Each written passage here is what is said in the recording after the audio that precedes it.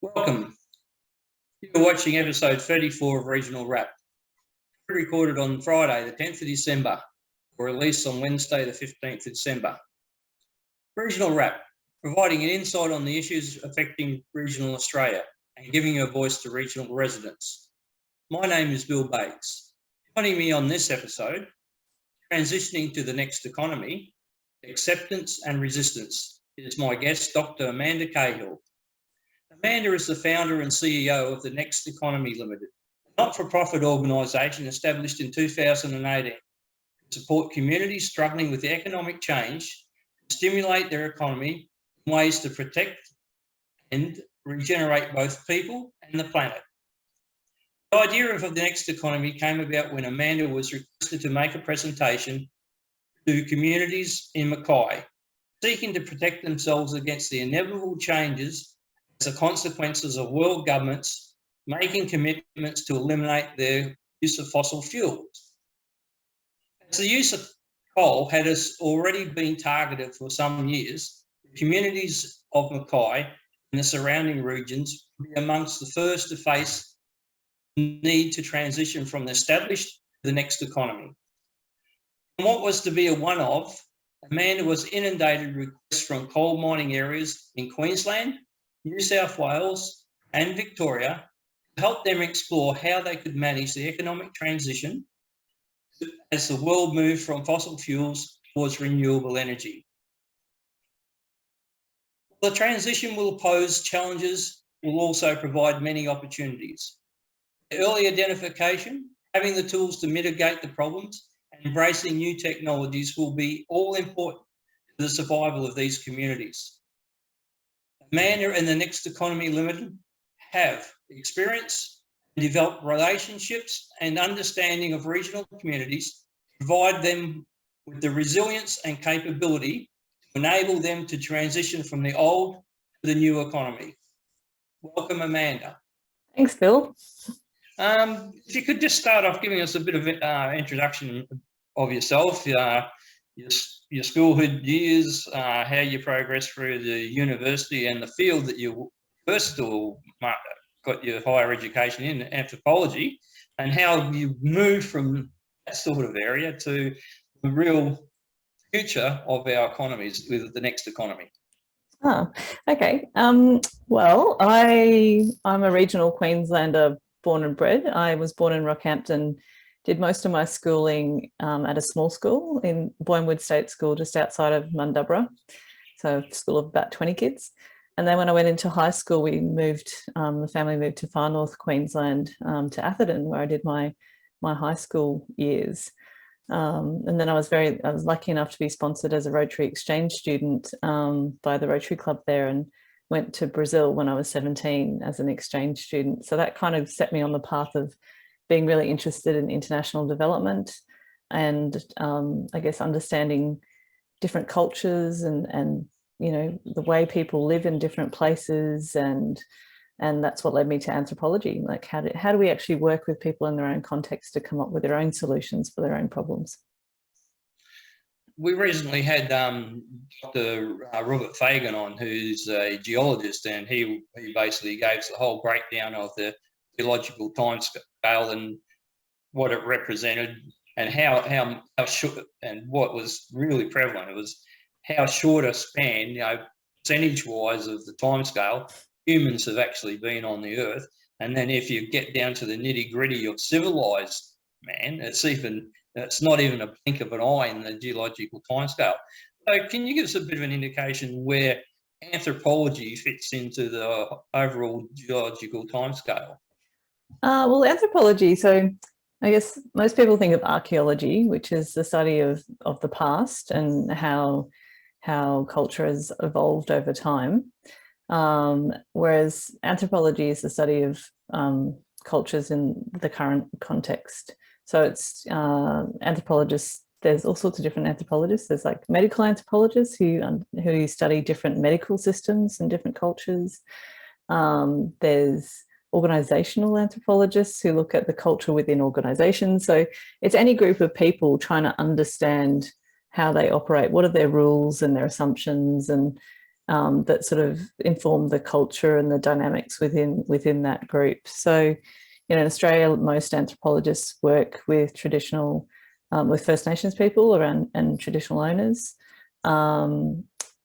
Anthropology led me to working in international development, working with people around, how do they address poverty, mostly in Asia and the Pacific regions, but doing it in ways that make sense to them. So building on their local economy and what they produce and how they produce it and how they exchange things, because it's different to, say, in Australia, where we've got a very cash-based economy. There's, somewhere like the Philippines, where I worked for a long time, people draw on very traditional practices around how they get their harvesting and farming done. So there's a lot of in-kind exchange and people helping each other out, but that's rule bound. Like, there's a whole lot of systems set up around how that gets done.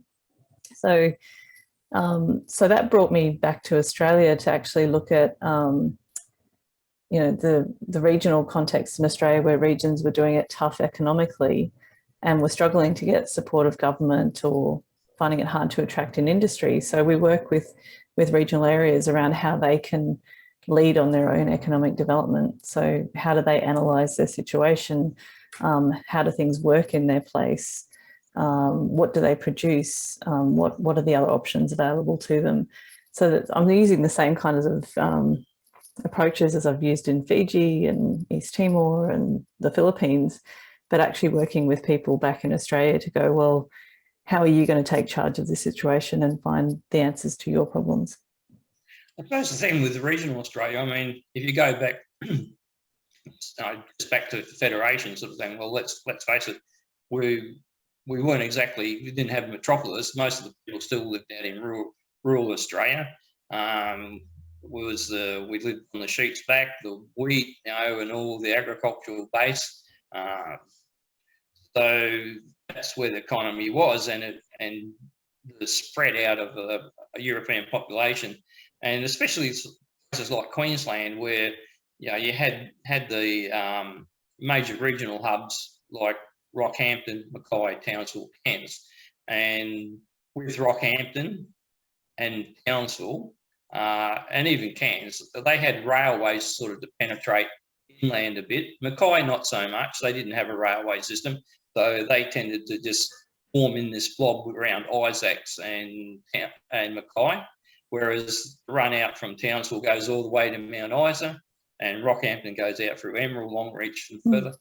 Cairns, of course, just went up onto the tablelands, head over to the Gulf a bit, and then up to the Cape. So that was the natural progression. And as we settled, different types of farming, grazing, and that came into play. And I suppose with Queensland, we're quite different from, say, West Australia. We are reasonably well populated in outback regional Queensland compared to Western Australia. But saying that, after the 1950s, when mechanisation came in and you didn't need so much farm labour, that's when the rural economy started to sort of collapse in regards to, yes, you're still producing, with the meat or the grain or whatever, but the population base started to disappear because you didn't need so many people. So that started to break down communities. So you lost schooling and things like that. And we have seen over the years wilting back along those channels back towards the main centres. And it's pretty evident. If you do a run from Townsville to Mount Isa, you can go through Hewington, Richmond, Julia Creek, and I think it's Cloncurry. But some of those towns, especially Richmond, Julia Creek, have wilted a bit, and they're suffering also from the price of electricity. So that's affecting their economy. So I presume that's what you're looking at as a start, is how to address that, stabilise that wilting and sort of at least get them into a position where they can hold their population, and then from there catapult to the next economy to take advantage of that. Yeah.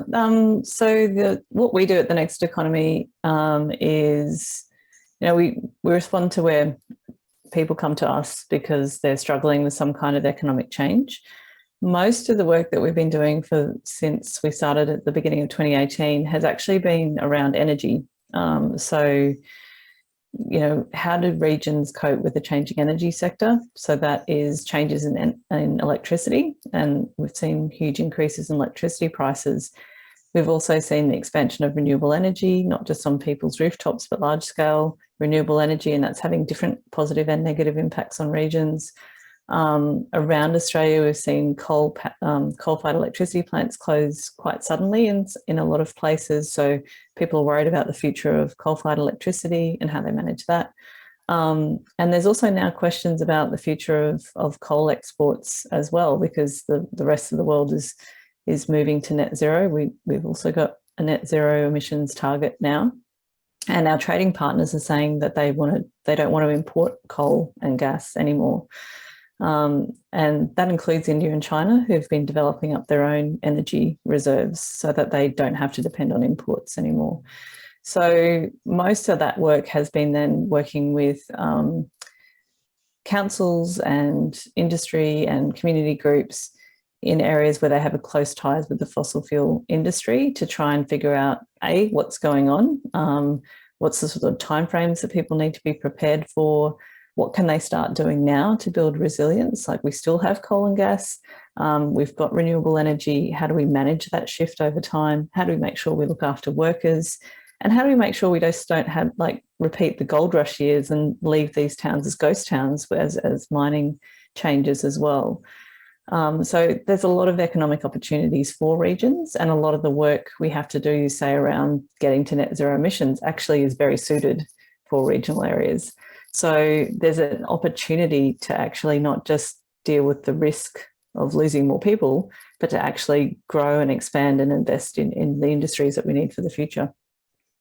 Okay, with Next Economy as a group, can you just tell us exactly how that structure and where it fits and who it works with within government and, say, outside of government, so private enterprise? So where it sort of, is it sort of in a hub and it runs out like that, or does it sit on something else? So we're a not-for-profit organisation, so we're registered as a charity, and that gives us the independence to be able to take on projects in regions where they may not have a lot of money, but it's really important work that we want to be able to do. But at the same time, we also do fee-for-service work for councils to run workshops or to do projects with them in partnership, or do work for state and federal governments around policy development. But we're independent of government. So we're able to kind of just respond to the need that's in the region. And that also gives us the independence to be able to talk about what we're learning on the ground in regional areas and give those regions a voice at a state and a federal level, and actually connect people up so they can actually advocate for what they need. So what's the sort of numbers you've got in your organisation, and what sort of expertise? And you draw on outside expertise through maybe just general agreements, or just who you know sort of thing can help, because some people are helpful. Yeah, so we've been growing quite a lot in the last 2 years because the demand for our services has increased, I think, 8-fold. So we've only got a small team of about 8 people with backgrounds in and around energy efficiency. We've got an engineer who has done a lot of work with communities around infrastructure and appropriate technology. My background is in community-led approaches to economic development. We've got someone who's a specialist in social enterprise and cooperatives and different models for getting things done. So we've got a bit of a mix of people in the organisation.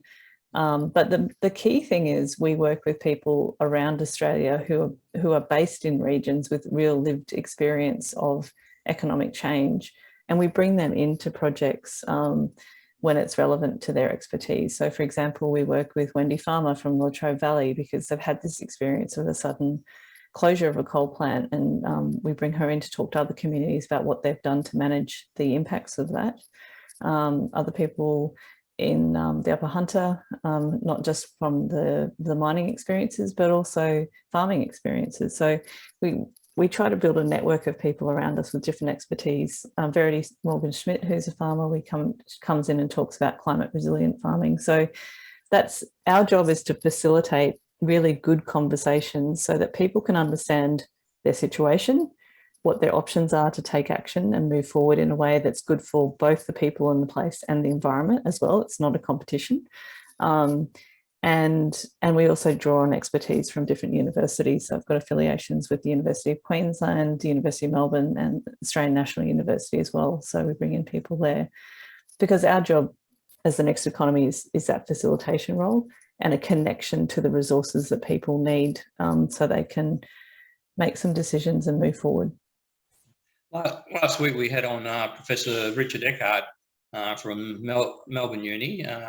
He's with the Climate Change Organisation down, and its affiliation with the Victorian government, and he was discussing carbon soil sequestration, carbon credits, and some of the pitfalls, I'd say, in regards to people getting involved in without doing the research, and that he was especially concerned in regards to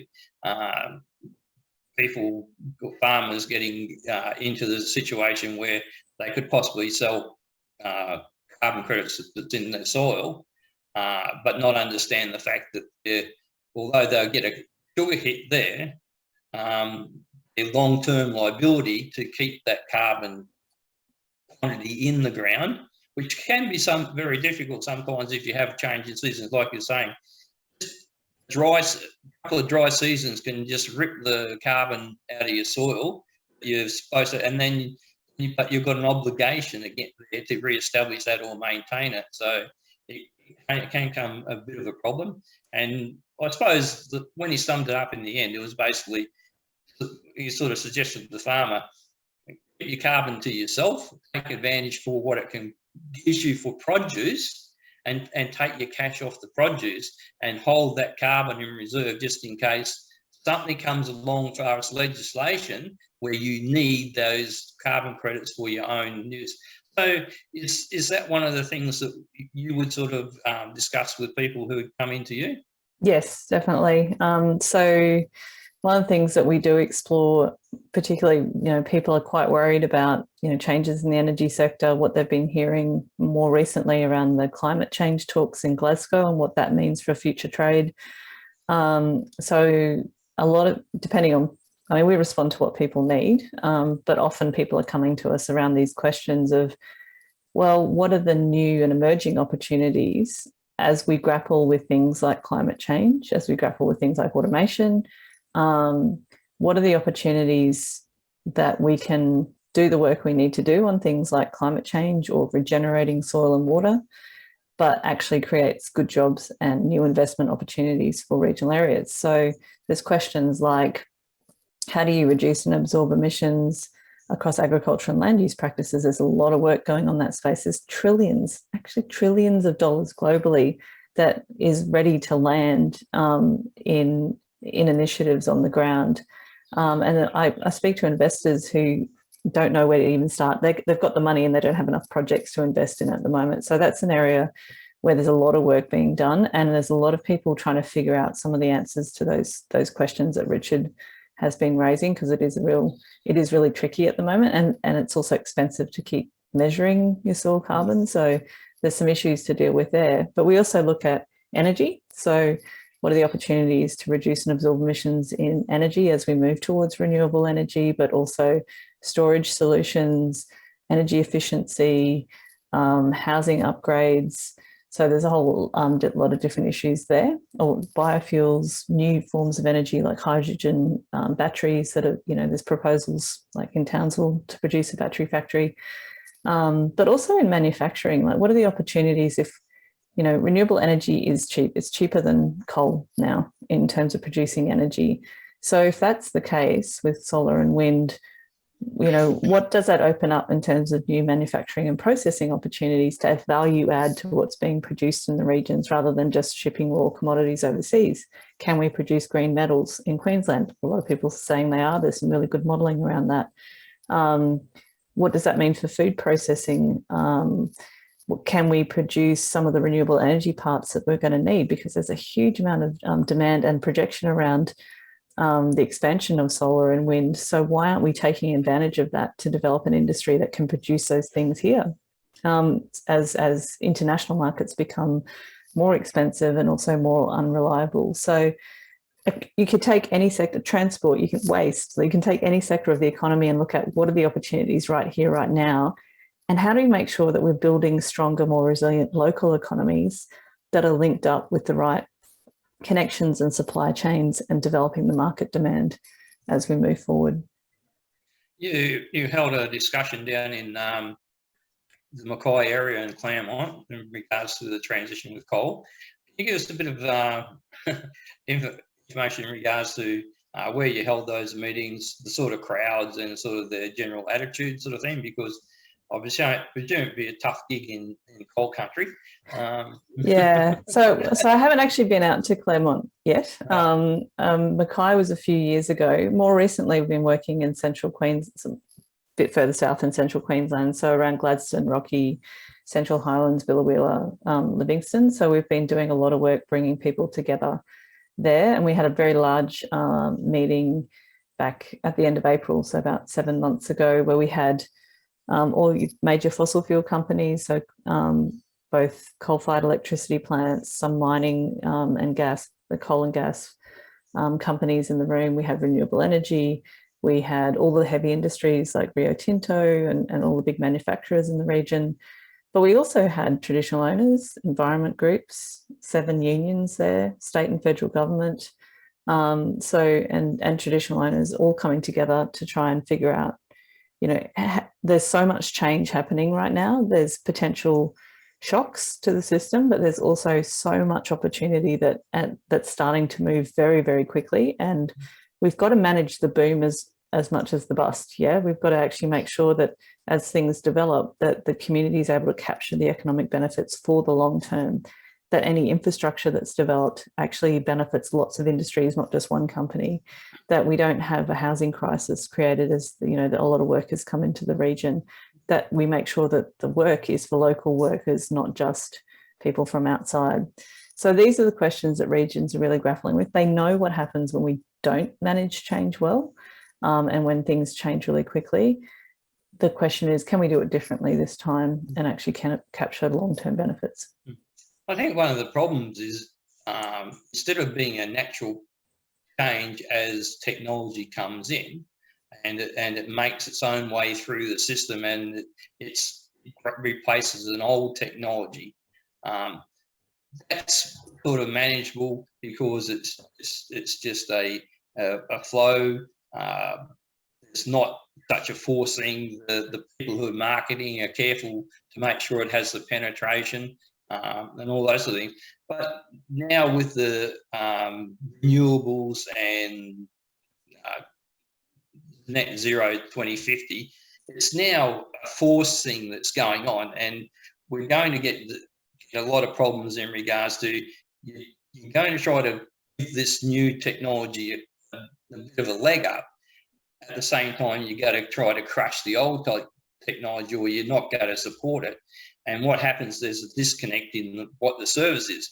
Now, we know that from recent experiences in Europe, the fact that they've been investing in renewables for years, but they still have this problem as regards to periods when there's a break in the supply or a problem, and they have either blackouts or other sort of problems with supply of gas, or and there's not enough gas to take up the rains when the wind doesn't blow and all that stuff. Because a lot of people just think, if you've got a gas pipeline, that's fine, that's all you need.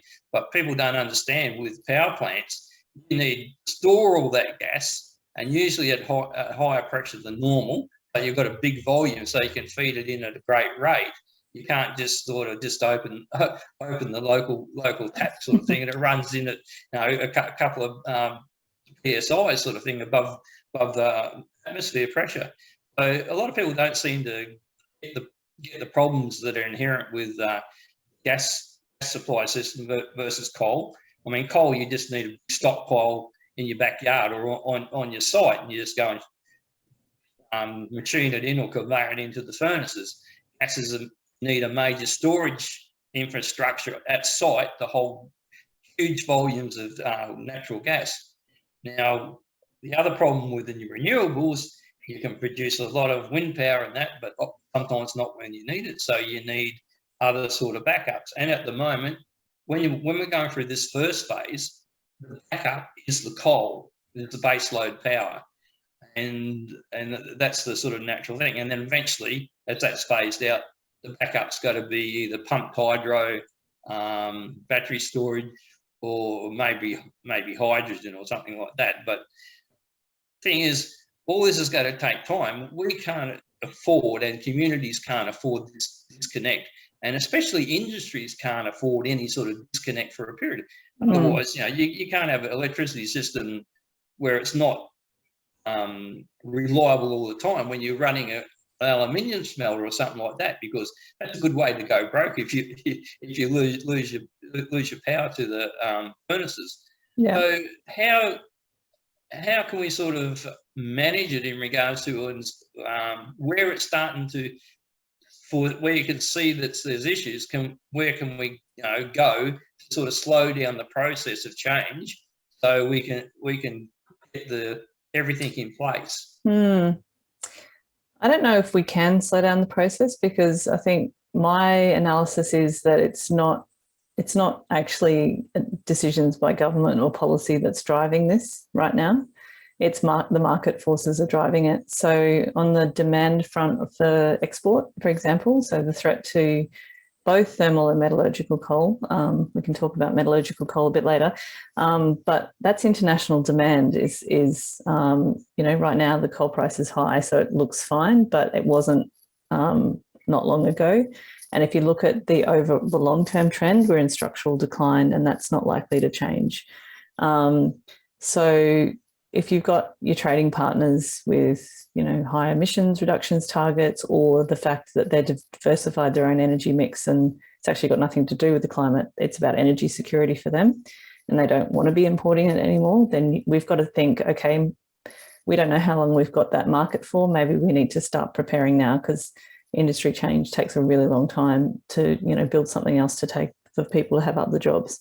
So that's one thing. In terms of the electricity market in Australia, unfortunately, the planning has been quite fragmented across different states. Different states are taking different approaches, and it's been short-term thinking. So to deal with the issues that you're talking about, there's some really big technological issues that we need to take on, and infrastructure challenges we need to take on. For example, upgrading the transmission lines, particularly in North Queensland, so that we can actually take on a lot more renewable energy, which actually can, if you've got a mix of different renewable energy sources, it means you're not so dependent on one source, and you can actually balance that out across the grid. But you've got to have enough storage, and we haven't invested anything in storage yet, which is crazy, because the other piece of this puzzle, if you think about export and mining, we need mining for the new economy. We need mining for renewables. So, there shouldn't be any loss of jobs in mining, and actually it's going to increase when you look at the mineral resources and deposits we've got and what's needed for the world. Like it's crazy the amount of things that are needed that we have. So, but again, you can't just do that overnight. You've actually got to have the right policy settings in place. You've got to have some public funding to attract the private investment in, to make it attractive, to develop a whole new industry. This issue is like when you're talking about technology, it kind of being, if things are stable and it's just a new technology like a smartphone coming in, that can be done quite seamlessly. But what we're talking about here is like fundamental to how our economy works. The whole industrial revolution was based on coal, at coal-fired electricity and power. We are totally changing our energy mix. So yes, we'll still have electricity, but the way that is generated is in a different form. Like it's variable, and we need to plan for that. The technology is there. We actually know what we need to do. Part of the problem has been this political infighting and toxic politics that's gotten in the way of government and industry doing what it knows it needs to do. and then making it easy for that investment to flow to make that happen. So it's a policy issue rather than a technological issue that we need to deal with. I think one of the things a lot of people are fearsome about the change in mining, especially coal industry in Australia, but it's because it's such a huge exporter, especially for Queensland. I mean, the government is looking at, on average, about $5 billion a year in royalty, and projections are, and I mean, regardless of what people think, coal is going to still last for some time going in the future. And even, I'm pretty sure by 2032, when the Olympic Games is here, we'll still be exporting coal. And between now and the Olympic Games, Central and North Queensland will give the Brisbane government about $70 billion in royalties. So I don't think that's a real problem at the moment, because, as you were saying, the new economy, and especially for rare earths, it's got to be a huge requirement. Now, at the moment, of course, China has the lion's share, but mainly that's come about because they're already in that game, and other countries have got to get into the game and get into actual mining, actually get it out of the, well, do the surveys in the first place, work out what the reserves are, where the deposits are, and what they're going to actually go into, or with actually projects to get it out of the ground. So there's a heap of those rare earths scattered across northern Queensland. So there's plenty of potential for mining in northern Queensland and central Queensland for these new minerals. My only concern is in regards to, people need to have a bit of a think in regards to, with rare earths, the mining, we have very good mining practices here, regardless of what some of the environmentalists say. But when it comes to mining rare earths, there is a lot more issues with the amount of ore you have, or overburden you have to pull up in the first place, and then the processing on site to get a reasonable ore content, and then ship it off for production. So we're going to, while we might have a lot of pot marks over our landscape with coal mines, when it comes to rare earths and it actually gets going, there's got to be a lot more mining activity and pressure on the environment. Do you see that as a problem in regards to, or do you think there won't be so much opposition to letting miners in to get the rare earths, as opposed to the hold-ups on coal? Well, they're different environmental issues, I guess. I mean, the biggest issue at the moment with coal is climate change and the need to reduce emissions globally by about 50% by 2030, which is just mind-boggling when you actually understand what that is going to require. So we need to stop burning fossil fuels, because if you look at the climate science, we're in trouble, and we need to act fast on that.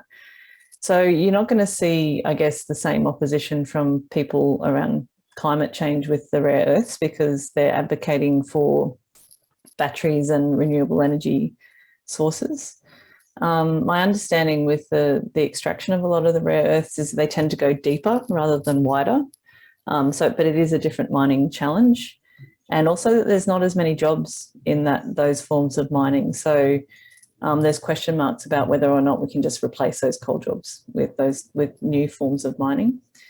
But yeah, some of them have different issues with them. There's still going to be issues with water impacts. So yeah, I think there's still going to be tension over these issues. And I mean, and then we can get into, like, other questions about the new economy, which get quite radical and controversial, which is questions about, we have this assumption that we just need to keep growing the economy,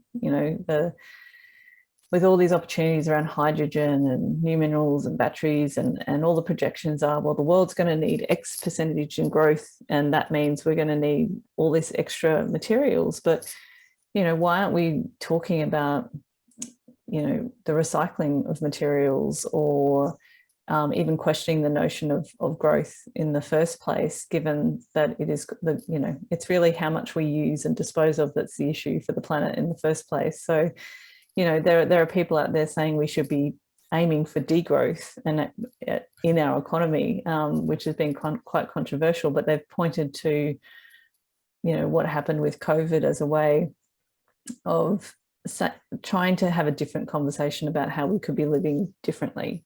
And the fact that, some people are out of work and other people are working too much. So then we start getting to some really tricky questions about how the economy should be functioning, and distribution of wealth and all kinds of interesting things. But I don't know if you want to go there.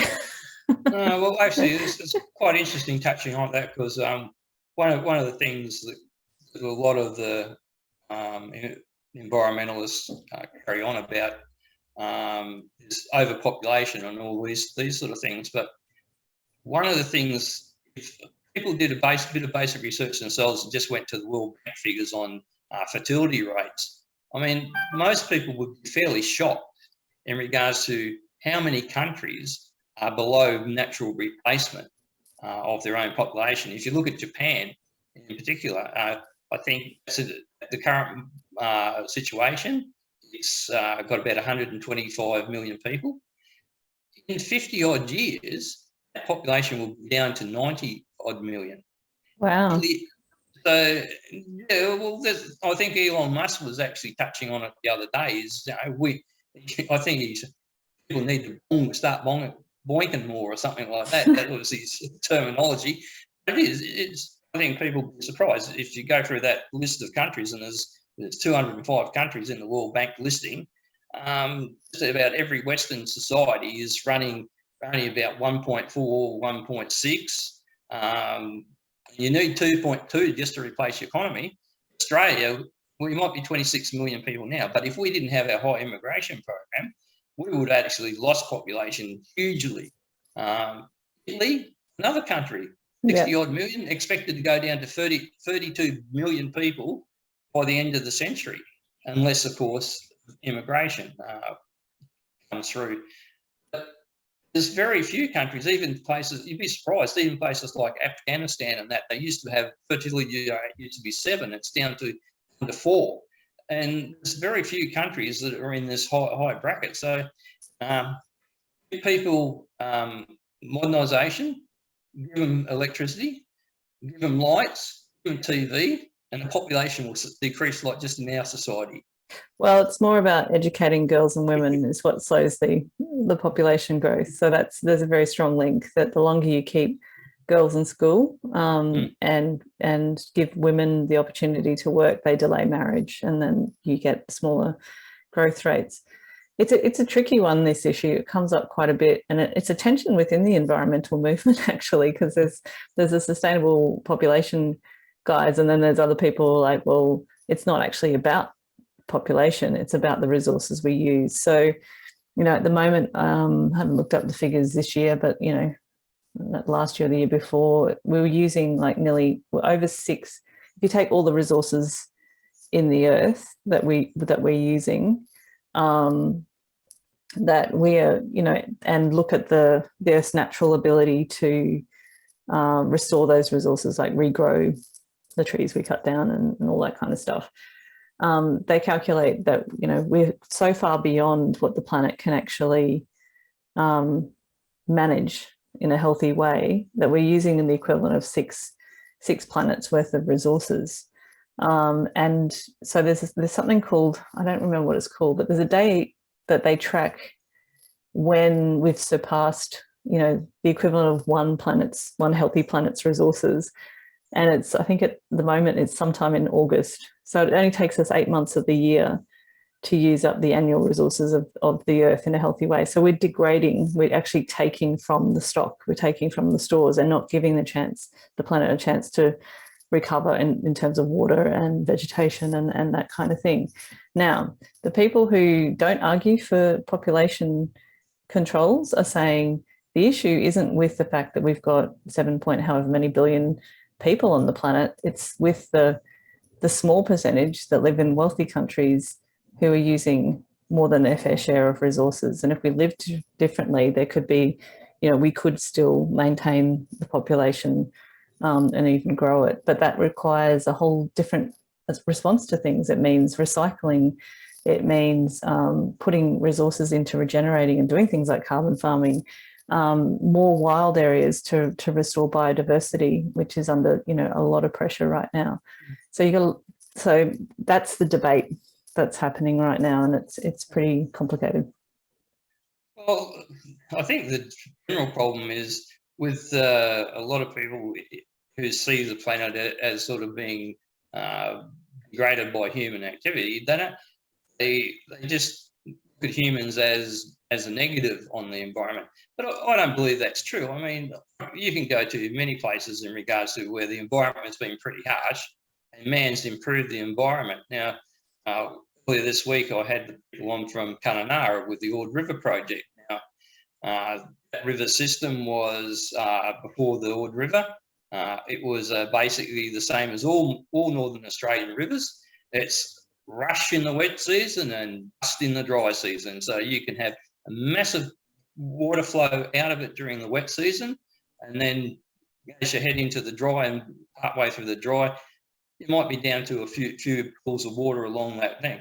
That is not good for the environment in regards to the wildlife, because and Ord River has shown up by pulling a massive amount of water in the Lake Argyle and having a controlled flow down that river all the way from the main holding dam through to the diversion dam. They keep that level at a certain level, water level, and it runs out for irrigation and then runs out into Wyndham and out to sea.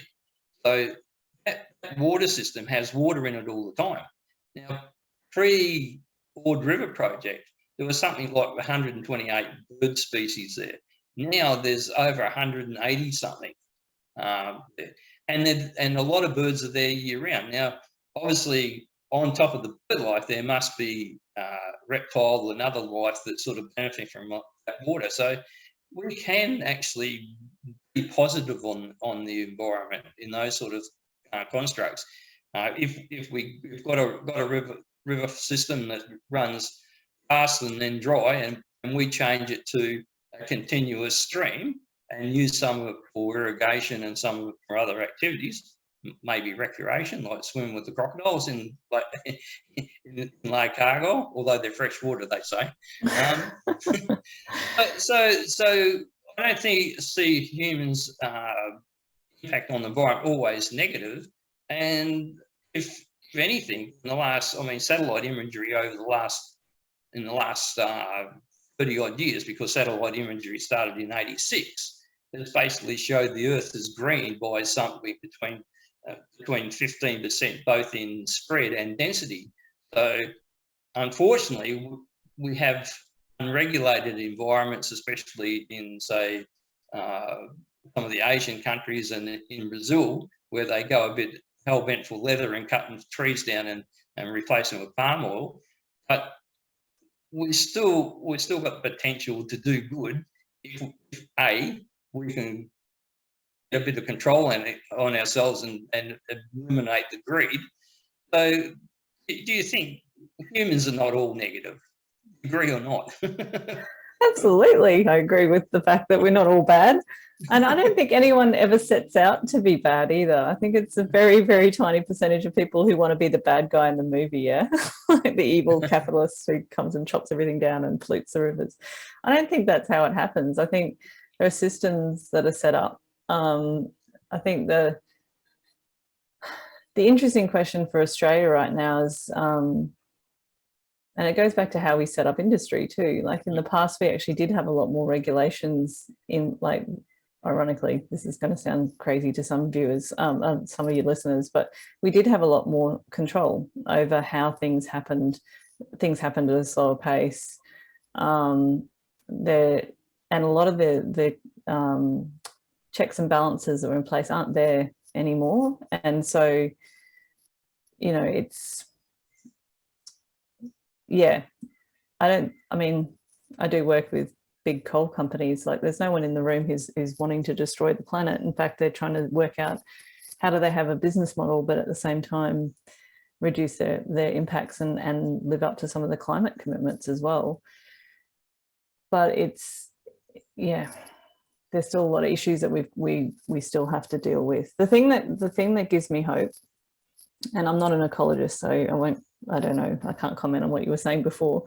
But if you do look at over the last, particularly since the Second World War, you take a lot of measures around soil salinity, the health of soils, the nutrition in the food that we eat, the acidity of the oceans, the coral cover, like they are all on a pretty severe downward trend. So it's not just climate change that I think we have to worry about there. The thing that gives me hope though is a few things. Like I've worked, when I was working in Fiji and the Philippines, seeing how quickly nature can recover when you do give it a chance, like by having things like national parks and marine parks, and people protecting those places. And this includes local fisher people. Like there was this really interesting experiment they did in the Philippines where in one of the coastal villages, they made a marine sanctuary out the front where most people used to fish. And it was just a very small area, maybe, I don't know, I can't remember exactly how big it was. Let's say 20 meters by 20 meters, not a huge area. So there was still plenty of reef around that they could fish, but it was very clearly marked with buoys where they couldn't go. And what they did was they said, just give it a year. Just give it a year and see what happens. You can fish all around it, but you just can't fish in this small area. But on St. Peter's Day, so being a very Catholic country, they celebrate every possible saint known. They said, we're going to have a fishing competition a year after putting this marine sanctuary in place.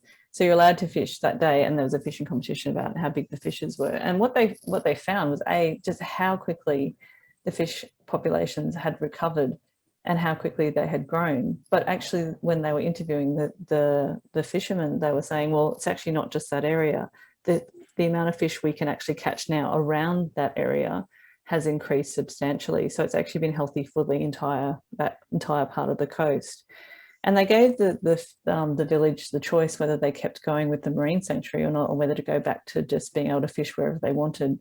And they actually decided for themselves that they wanted to keep the marine sanctuary in place. So that's to me a really great example, because local people care about the health of their place. They're dependent on it wherever you are.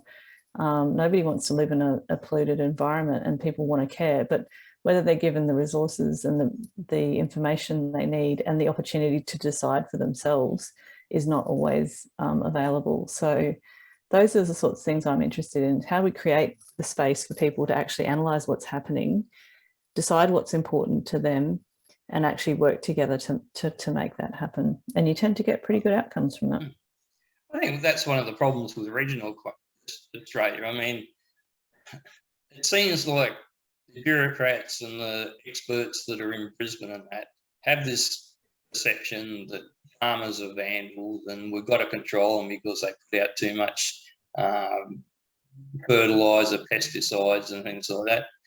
But like you say, people who are dependent on the land don't want to do any damage. And even without the government, they're actually finding out things through industry and that, because all these people are in touch with their peak bodies are in touch with other industries in regards to what's available, what's coming on available, from machinery to any methods to fertilisers.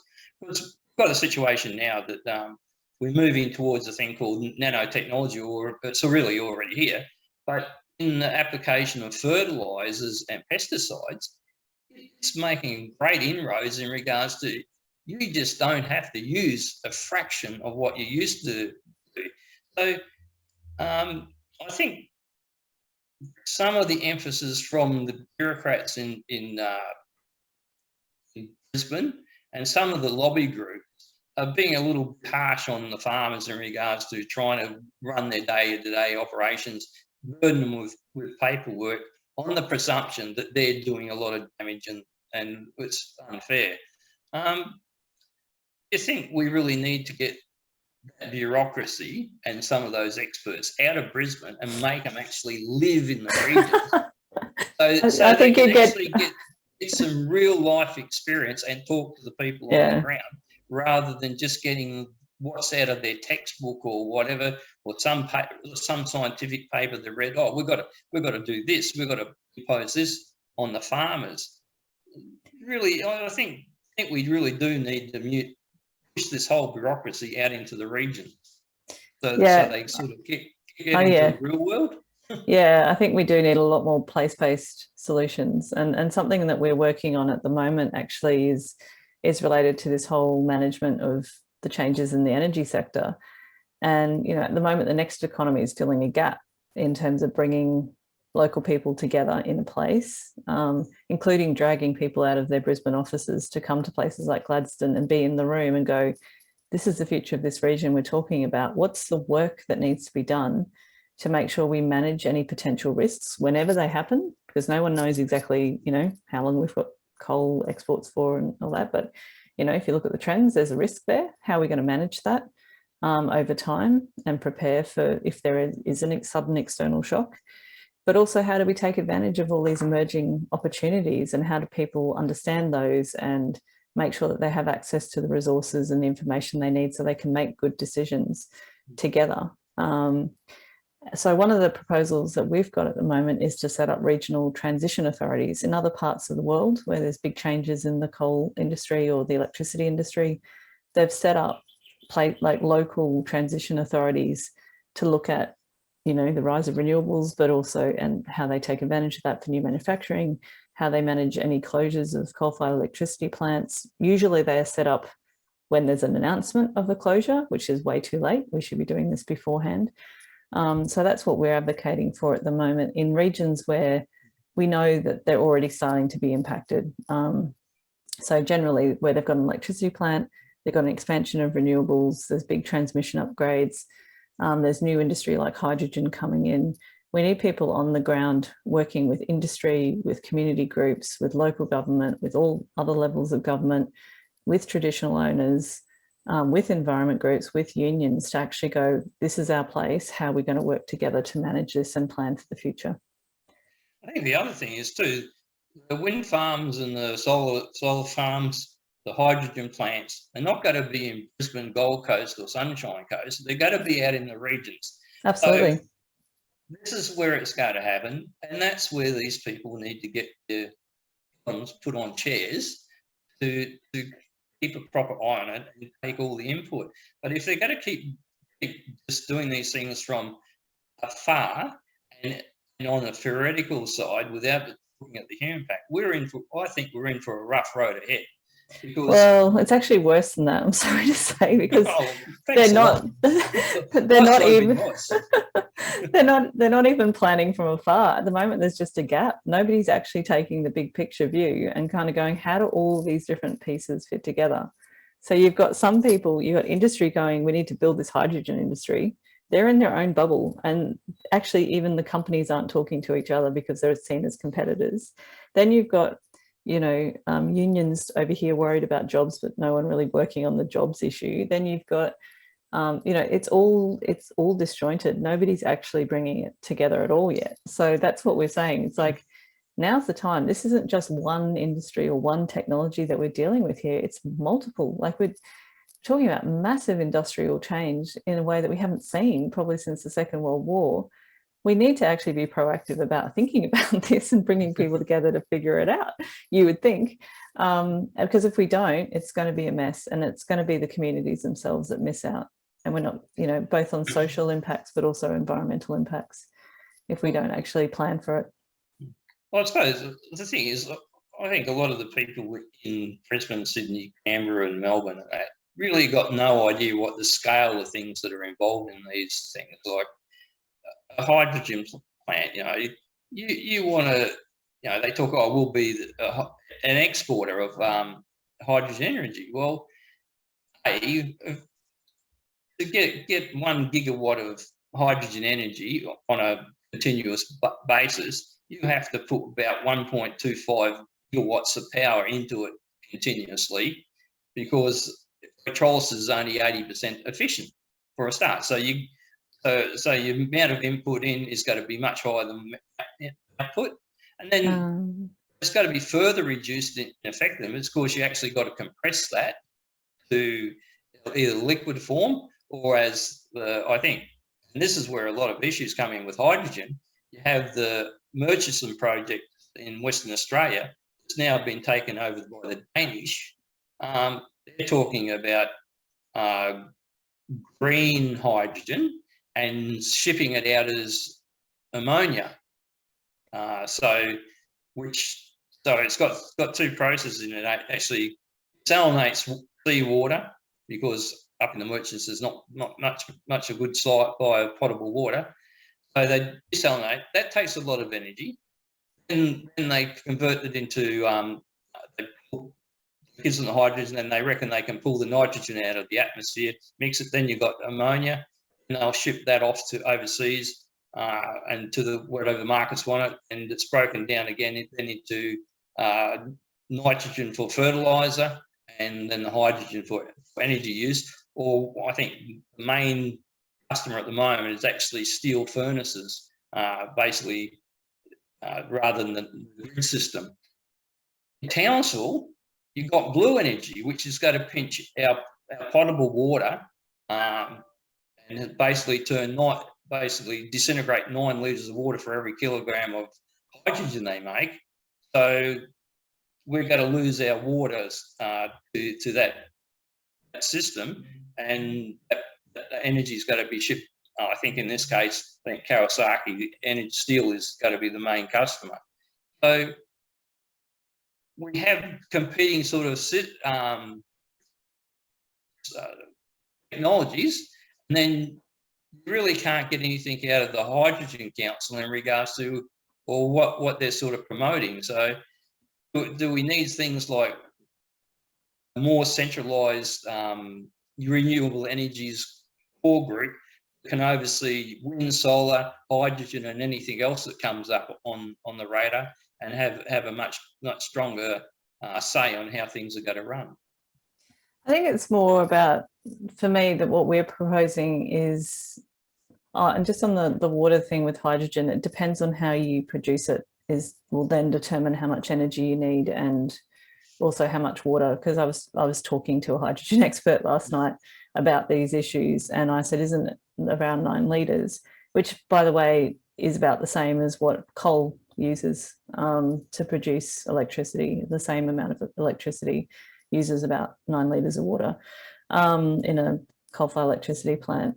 But he was saying it depends, like they're looking at air cooling processes, which actually takes a lot of the water out of the hydrogen making system. So it does depend a bit, and they're all trying to figure out the technology. A lot of it's uncertain, and that's probably why you're not getting answers, because they're like, well, it depends. We haven't actually figured it out yet, and it's going to take a while till we get that at scale working at the quantities that they're talking about. But in terms of the planning, like for me, it's not so much like a central body that makes all the decisions about how this is going to work out. It's more people on the ground in regional areas who've got their finger on the pulse as all of this stuff is happening, and have enough authority to be able to share information and resources and bring people together. Like if you have regional, like really clear regional aspirations and plans for their economy that, you know, take a 10 or 20 year time frame and go, this is what's important to us in our region. This is what we want to see moving forward. As new proposals come in, you've actually got a lot more power locally if you've got your local government and key decision makers all on board with this and the community support behind it to push for what you want and how you want it. So whether you don't want that industry developed there, whether you want to be able to you're more ready to take advantages of it. So we've got this crazy situation now where renewable energy companies know that their social license is under threat because they're not doing what gas did in terms of making sure monetary benefits are flowing back to their community. So they're sort of saying, well, we want to create community benefits, but we don't know where to start with that. We don't, and they're sort of saying to communities, what do you want? And then communities aren't ready to sort of, so there's like, where is the vision, where is the power at a local level to kind of say, this is what we want, this is how we want it, to be able to negotiate and to be able to know what's going on in their community and to be able to push back on state and federal government if decisions are potentially being made that aren't in their interest. So I suppose the other thing is they need to know where the real information is, because if you talk about hydrogen and things like that, it's still at the moment a bit of pie in the sky and it's visionary, and you've got Twiggy Forrest running around saying, well, we want to build electrolyzers, and other people saying, well, we want to do it this way, we want to do it that way. And the other thing is, well, where's the market? So the people in the regions, they might want to their community to go one way, but they need to be able to go and get information they need from a reliable source, not a company hyped up source or whatever. Yeah. So they can make an informed decision, because you can't make a decision unless you've got information, or you can make a decision, but it's likely to be a very bad one. Yeah, exactly. And that's why we need people whose job it is to help at a regional level, people understand that and analyse it and come up with their own solutions around that. Because, things are changing really fast. And that's the thing. It's not like this, we can come up with a plan and then go, okay, there's the plan, let's walk away now, which is kind of how government's been doing it. We've consulted with you. We came up with a plan 2 years ago, so we've done our job. It's like we need people who are responsible to keep that updated, to be able to adapt and change and keep their finger on the pulse of things, because there's a lot of uncertainty. There's a lot of things that we can't answer, but that to me isn't then the reason to not do things or to resist them, because they're going to happen anyway. To me, it's how do you have the most information that you can, and the resources and people in place to be able to manage change well, because otherwise we're going to end up with a lot of unintended consequences if we just try and ignore it or pretend it's not happening.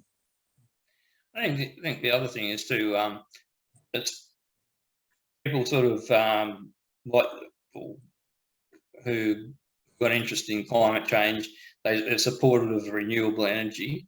It sometimes comes a bit unstuck, although we've got a fairly green flavour in Cairns area. We've got a lot of people who are settled here coming from the south and like the lifestyle and don't want things to change too much, and support wind farms and that. But then when it starts to impact on their own backyard, it starts to come up with a little bit of resistance. Because we've had a situation here where we started off with a sort of test wind farm, then we got a full-scale one up at Mount Emerald. Now we've Cumberland's about to start. I think that's only got 28 turbines. And the next one after that's Columban, which is 95 turbines. Now, when it starts to load up on the people in a region like that, or they thought, oh well, we've done a bit. We've put in the Emerald one, and that should be the end of it. But then another one comes along, and another one, and then one further down the Vertican's coming along, because the wind farms tend to run along the transmission lines, because that's the most effective way to hook up.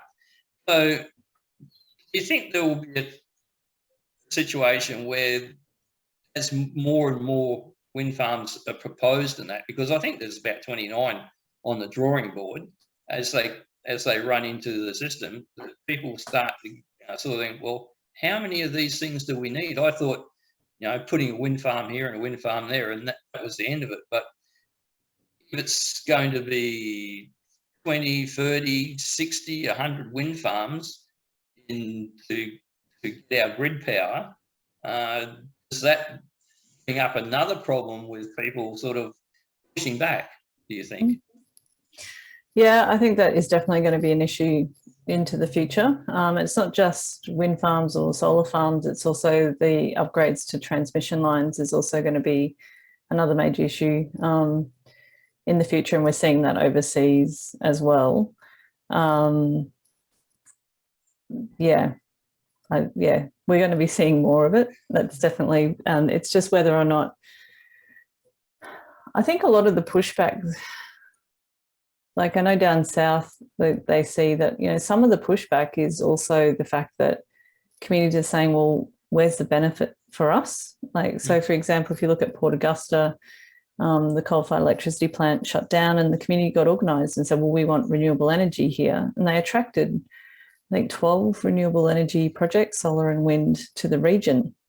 But the problem is they didn't think ahead as to, well, what does that enable in terms of regional economic development? The renewable energy projects themselves don't create a lot of jobs once they're built. And so what happened was they ended up with all these big renewable energy projects around, but they were built outside of the city, the shire, don't know what they call it in South Australia, the local government boundaries. And so none of them actually paid any rates, whereas the coal-fired power station used to pay rates. So a lot of the anger has been, what's in it for us? You know, you're building it on our land in our place, but where are the benefits coming back? And I think we need to do a lot more work on that as a starting point, but also thinking around efficiency, and also the fact that there's a whole lot of projects that have already been built. Like if you look at Kennedy Energy Farm out near Hewenden, it's only operating at about 20% right now. It's not even able to operate at 100%. So why are we building more if we're not even enabling the ones that are built to be at full capacity? And that's because of transmission lines. So that's where it comes down to the planning and policy again. Like instead of just hell for leather, let's just build and build and build without thinking about what are we building it for? Where's the energy going? Is this the right place? You know, all that kind of thing. It's a matter of the horse before the cart and all those sort of things. But the stream probably will help out with the Kennedy energy hub once that's. But that's infrastructure that should have been built years ago. I mean, the real problem for regional Australia is that we've missed out on good planning and good infrastructure coming in ahead of time, sort of thing.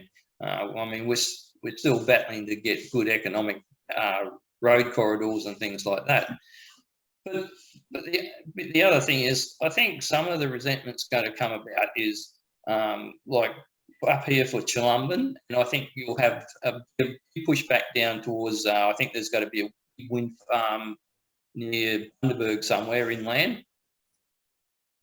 People have in the past, you know, stopped logging and things like that to enhance the environment and have these reserved areas. All of a sudden, without much consultation and a very rapid approval, right, all this area has been reserved for nature and that they stopped logging, but it's fine for a wind farm company to come in and all of a sudden plough up, you know, 50 or 60 kilometres of access roads, 100 metres wide in some places, and churn it up and then rip off tops of hills, which is it's not really a great idea, you know, with the environment. You know, chop off the top of the hill, and you mostly what you get is good erosion down the side. You think this is a problem with the planning ahead, that there's a lot of these wind farms that are going to come into areas where people thought, you know, and they've fought hard to get these areas reserved, but then the energy, renewable energy farm, people get a quick tick in the box to go out and, you know, rip it up.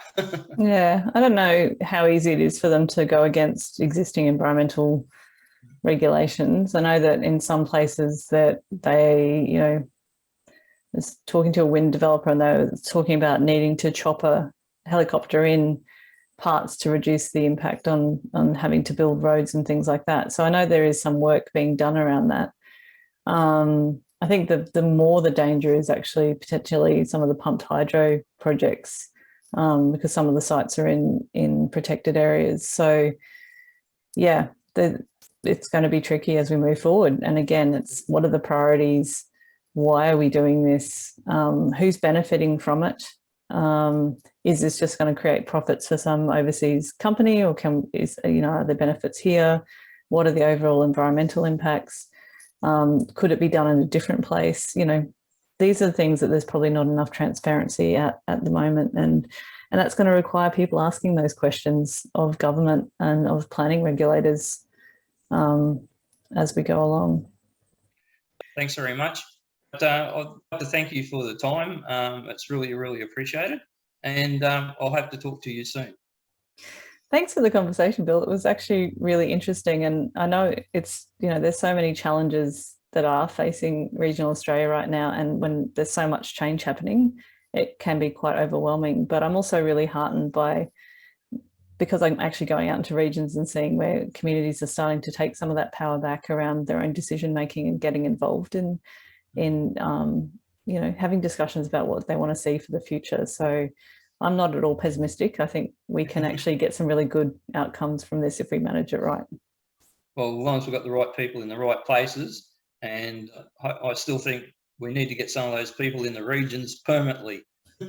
Well, I'd love to go back to Cairns, but the problem is my husband's a surfer and there's no surf in Cairns. You can just run on top of the crocodiles and skiboard.